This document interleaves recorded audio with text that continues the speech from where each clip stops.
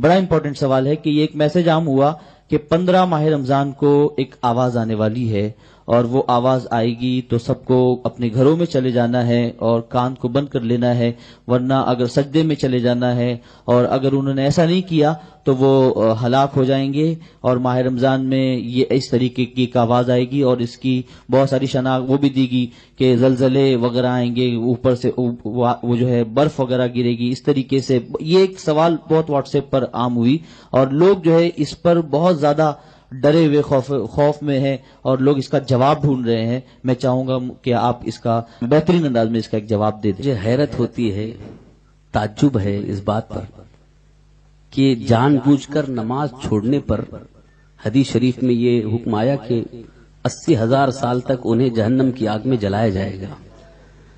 ये वईदें सुनते हैं, नमाज छोड़ने पर ये अजाब है, नमाज छोड़ने पर ये अजाब है, मगर आज तक खौफ नहीं पैदा हुआ। और 15 रमजान शरीफ का इतना खौफ पैदा हो गया, जबकि जहन्नम का अजाब वो और खतरनाक अजाब है और वो अजाब हदीसों की रोशनी में बता दिया गया, लेकिन उसका कोई डर नहीं, कोई खौफ नहीं है। और 15 रमजान का खौफ क्यों है? ये ईमान की कमजोरी है। हकीकत यह है कि क़यामत के करीब जो मामलात होने वाले हैं उनकी सरकार दो आलम सल्लल्लाहु अलैहि वसल्लम ने पेशिन गोई फरमाई।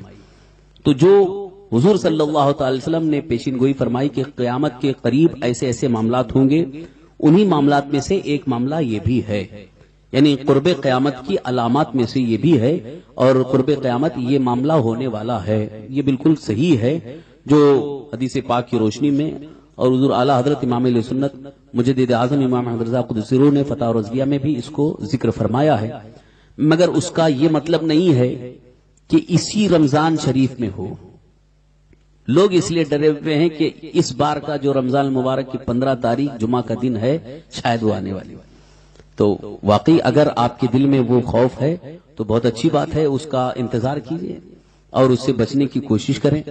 हकीकत यह है कि कोई तारीख कोई दिन अगर मुतय्यन है तो उसका यह मतलब नहीं है कि उस तारीख उस दिन में वो होगा, बल्कि जब वो चीज आएगी तो यही तारीख होगी। जैसे क़यामत के दिन के बारे में ये भी हदीस में है कि क़यामत मुहर्रम की 10 तारीख को जुमा के दिन होगी।